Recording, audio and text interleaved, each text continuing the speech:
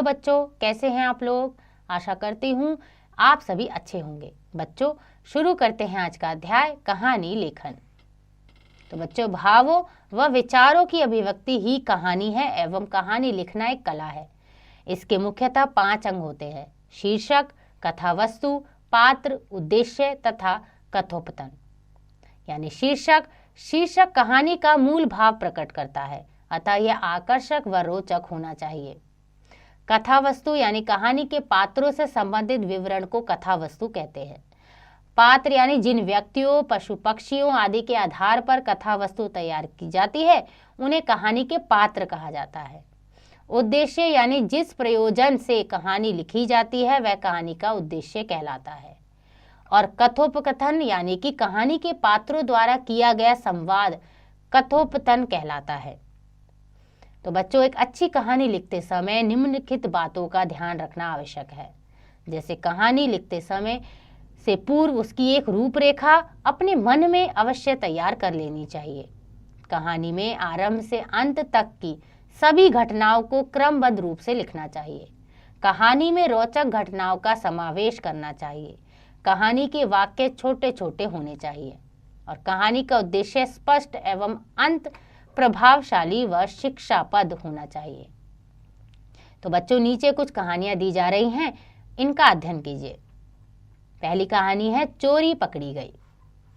धान की रोपाई के दिन बीत चुके थे। बारिश कम होने की वजह से किसान खड़ी फसल को सींचने के लिए नलकूप में मोटर सेट कर रहे थे। ट्रांसफार्मर खराब होने की वजह से बिजली नहीं आ रही थी, जिसके चलते किसान नलकूप पर नहीं जा रहे थे। एक रात मेधापुर गांव के 8 नलकूपों के मोटर चोर नलकूप का ताला तोड़कर चुरा ले गए। गांव के किसानों ने पुलिस में रिपोर्ट दर्ज कराई।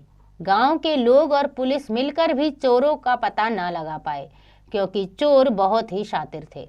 उन्होंने कोई सबूत नहीं छोड़ा था। एक दिन गांव के ही रमेश बाबू सरसों का बीज लेने गोसाईगंज बाजार गए थे। यह दूर की बाजार थी।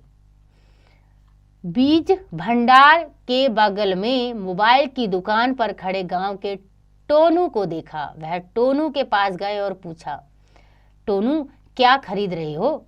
चाचा जी, खरीद नहीं रहा हूं, बल्कि खरीद लिया। क्या लिए हो? मोबाइल खरीदा है चाचा जी, बस उसी की रसीद बनवा रहा हूं। इतने पर दुकानदार ने मोबाइल की रसीद टोनू को दे दी, जिसमें मोबाइल का दाम 50,000 लिखा था। टोनू ने रमेश बाबू को मोबाइल भी दिखाया।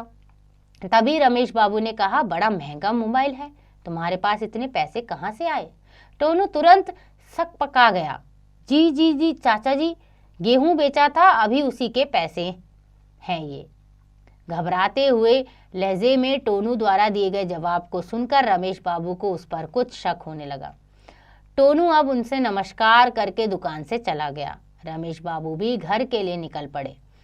रास्ते में सोचते रहे कि आखिर टोनू के पास इतने पैसे कहाँ से आए। छोटी सी खेती में ज्यादा से ज्यादा 20 कुंटल गेहूं पैदा हुआ होगा, जिसकी कीमत 25,000 से ज्यादा न रही होगी। सोचते सोचते इनका दिमाग गांव में हुए 8 मोटरों की चोरी पर जा पहुंचा। 8 मोटरों की कीमत भी 50,000 के आसपास की ही होगी। मोबाइल और मोटरों के रेट आपस में मेल खा रहे थे। मोटरों की चोरी में टोनू का हाथ हो सकता है। संदेह की सुई टोनू के आसपास ही मंडराने लगी। सुबह रमेश बाबू गांव के मुखिया राम सिंह के पास गए। उन्होंने पूरा वृत्तांत सुनाया। अब मुखिया जी को भी विश्वास हो गया कि गांव में हुई मोटरों की चोरी में टोनू का ही हाथ था। टोनू को मुखिया ने बुलवाया। वह मुखिया और रमेश बाबू के सवालों में फंसता गया। जब उसे डराया धमकाया गया तब उसने उसी बात को कबूल कर लिया कि मुझसे गलती हो गई है मुखिया जी, अब दोबारा चोरी नहीं करूंगा। मुखिया जी ने पूछा, तुम अकेले थे कि और भी तुम्हारे साथ कोई था? टोनू ने इस घटना में अकेले ही होने की बात स्वीकारी। मुखिया जी ने तुरंत फोन करके पुलिस बुलाई और उसे पुलिस के हवाले कर दिया। मुखिया जी ने कहा कि यह गांव में रहने लायक नहीं है, इसने चोरी की है, इसे कानूनी सजा मिलनी ही चाहिए। तो ये कहानी लिखी सर्वेशकांत वर्मा जी ने। और बच्चों, इस कहानी से हमें शिक्षा मिली कि हमें चोरी नहीं करनी चाहिए। चोरी करना अच्छी आदत नहीं है। आइए पढ़ते हैं अगली कहानी, आलस्य का फल। एक गांव में दो आलसी रहते थे। एक का नाम था टिंकू और दूसरे का नाम था मिंटू। एक बार मिंटू ने टिंकू से कहा, चलो आज कहीं घूम आए। इस पर टिंकू ने कहा, हमने शहर नहीं देखा, चलो आज शहर को देखा जाए, और हाँ, रात में वहीं रुकेंगे। खाना खाकर दोनों ने अपनी अपनी गठरी उठाई और चल दिए। गांव से शहर 10 किलोमीटर दूर था। साधारण मनुष्य के लिए लगभग 2 घंटे का पैदल रास्ता था, परंतु इन आलसियों ने 2 घंटे में केवल 2 किलोमीटर की दूरी ही तय की थी। थोड़ा चलने के बाद टिंकू बोला, हम बहुत चल चुके हैं, आओ आम के बाग में थोड़ा विश्राम कर लें। मिंटू ने कहा, हाँ हाँ, अभी तो सारा दिन पड़ा है, थोड़ी देर बाद चलेंगे, फिलहाल विश्राम कर लेते हैं।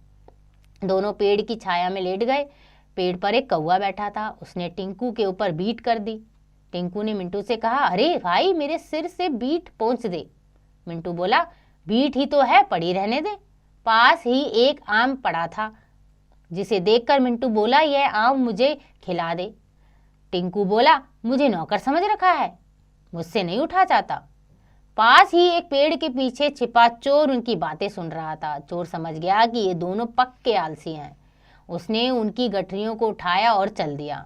वे चिल्लाते रहे, देखो वह हमारा सामान ले जा रहा है, पकड़ो पकड़ो। परंतु वे स्वयं उसे पकड़ने के लिए नहीं उठे। उनके इस व्यवहार को देखकर कोई भी उनकी सहायता के लिए नहीं आया। आलस्य के कारण दोनों अपने कपड़ों और पैसों से हाथ धो बैठे। तो बच्चों, इस कहानी से शिक्षा मिलती है कि हमें कभी आलस्य नहीं करना चाहिए। आशा करती हूँ कि आपको यह अध्याय समझ आ गया होगा। इसका अभ्यास आप स्वयं कीजिएगा।